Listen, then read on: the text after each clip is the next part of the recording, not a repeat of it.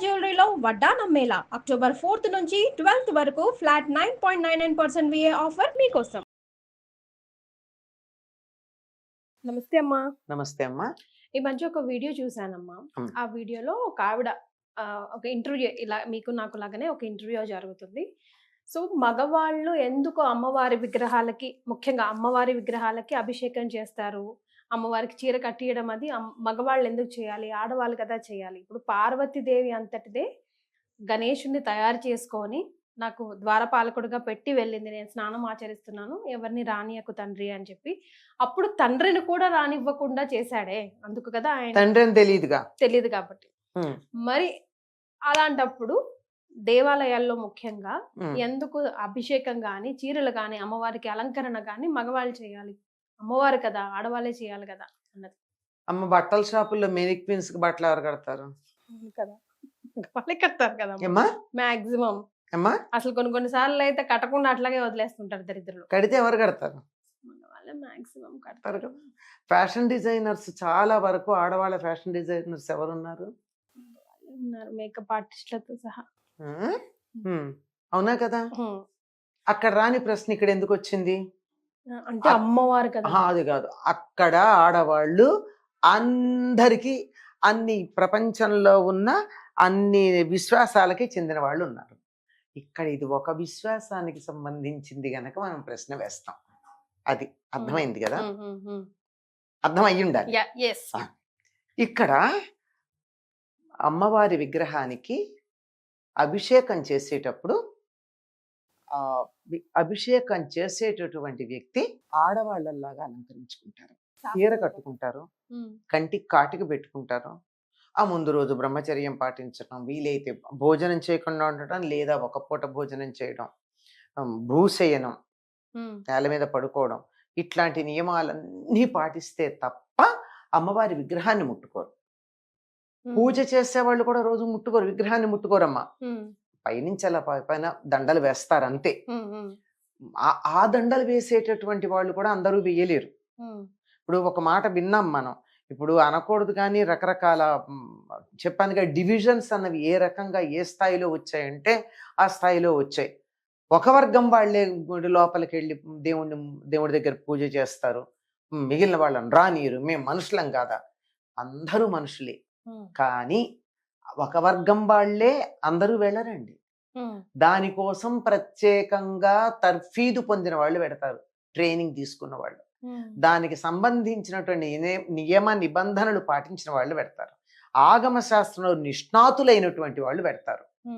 విగ్రహాన్ని ఎప్పుడు ఏ రకంగా స్పృశించవచ్చు అనేది ఒక శాస్త్రం తెలిసిన వాళ్ళు పెడతారు. అంతేగాని ఒక వర్గానికి చెందినటువంటి వాళ్ళందరూ గుడి లోపలికి పెడతారంటే వెళ్ళరండి. సమాజాన్ని విడదీసి ముక్కలు చేసి ఏదో ఒక వంకతో వీలైన చోట్ల ముక్కలు చేద్దామన్న ఆలోచనతో చేసే తప్ప మరొకటి కాదు.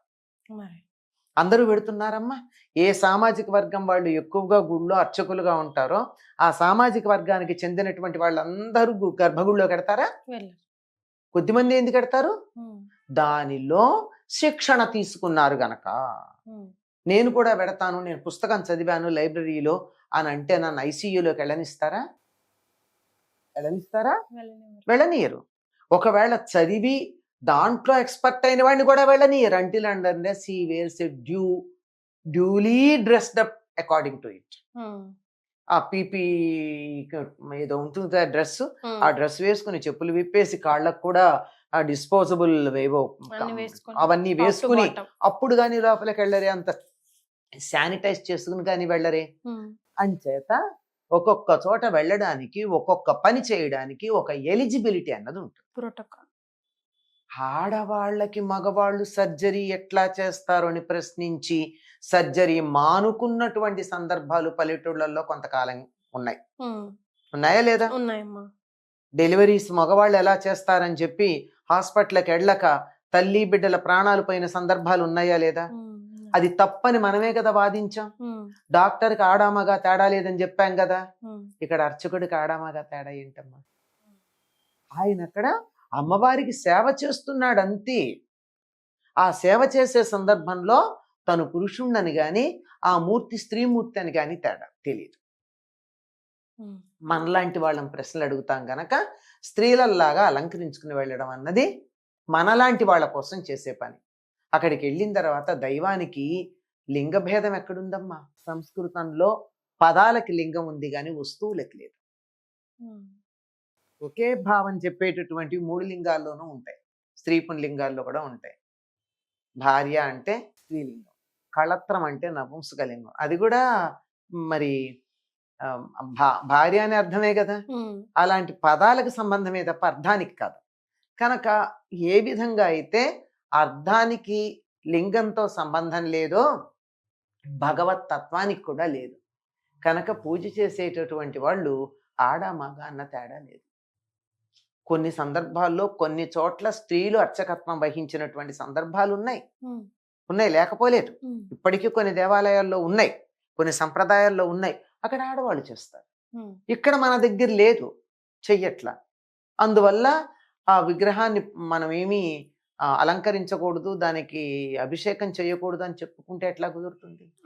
అంతెందుకమ్మా, ఈ డివిజన్ ఏ స్థాయిలోకి వచ్చిందంటే ఆడవాళ్ళు మాత్రమే లలితారహస్యనామ సహస్రం చదవాలి, కుంకుమార్చన ఆడవాళ్ళు మాత్రమే చెయ్యాలి. అట్లేం లేదు కదమ్మా. అలా లేదు కదమ్మా. మగవాళ్ళు ఆడవాళ్ళు అందరూ చేయొచ్చమ్మా. ఆదిశంకర్లు చేయలా? ఈ రోజుకి మొత్తం పీఠాధిపతులందరూ చెయ్యట్లా కుంకుమార్చన?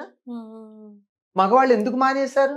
బొట్టు ఆడవాళ్ళు పెట్టుకుంటారు కనుక కుంకం కూడా అమ్మవారికి ఆడవాళ్లే వేయాలని వీళ్ళు కూడా బొట్టు పెట్టుకోవాలి. మర్చిపోయారు ఆ సంగతి.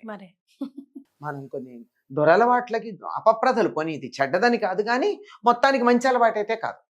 అట్లాంటి వాటికి అలవాటు పడిపోయి మనకి సంబంధించిన దైవానికి కూడా అప్లై చేసేసి రకరకాలుగా సమాజాన్ని ముందర కుటుంబంలో భార్యాభర్తలనే విడదీస్తున్నాం, కుటుంబాన్ని విడదీస్తున్నాం, సమాజాన్ని విడదీస్తున్నాం, ఆడామగా విడదీస్తున్నాం. విడదీయటం అన్న తీసేపోయి ఐకమత్యం అనేది లేకుండా చేయడానికి ఉన్నటువంటి ఒక పురుగు బుర్రలో తొలిచినటువంటి వాళ్ళందరూ ఇట్లాంటి మాటలు చెప్తారు. ఎన్ని నియమాలు పాటిస్తే, ఎంత ఆగమశాస్త్రం తెలిస్తే అమ్మవారికి అభిషేకం చేయడం కానీ దానికి అలంకరణ చేయడం కానీ అవకాశం ఉంటుంది. ఇవన్నీ ఆడవాళ్ళు నేర్చుకున్నారా? చేశారా? ఒకవేళ నేర్చుకున్నా ఎప్పుడు పడితే అప్పుడు చేయలేరే. ఆడవాళ్ళు నేర్చుకుని పెడితే నెలకి 4 రోజులు మానేస్తారే, మానేయాలి కదా. అంచేత ఆ ఇబ్బంది లేకుండా ఉండడం కోసం ఇది మగవాళ్ళకి పెట్టడం. అక్కడ భగవంతుడికి ఈ తేడా లేదు, మనకే ఈ తేడా. తల్లి తన బిడ్డ మగపిల్లవాడు కదా అని చెప్పి పాలివ్వడం మానేసిందా? మగవాడైతే పెద్దవాడైతే సంప్రదాయం తెలిసినటువంటి స్త్రీ కొంగు కప్పుకుంటుంది. చంటి పిల్లాడి దగ్గర కొంగు తీసి పాలిస్తోందంటే మగవాడని చూసిందా, బిడ్డను చూసిందా? ఏమ్మా?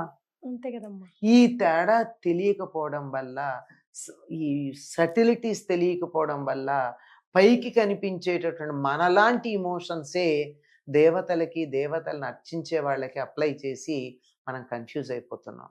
చిట్ట చివరికి ఒక మాట అమ్మా, స్త్రీ దేవతా విగ్రహాలను ఆడవాళ్లే చెక్కచ్చుగా, మగవాళ్ళు ఎందుకు చెక్కాలి? ఈ మాట అన్నవాళ్ళు దయచేసి కమెంట్ చేయండి. ఎవరైతే ఈ కాంట్రవర్సీని ఫస్ట్ తీసుకొచ్చారో వాళ్ళు. అకల్ మనకు ఇషారా కాఫీ అన్నట్టు ఒక్క మాటతో నోర్లు మోయించేశారు. శ్రీమాత్రే నమః.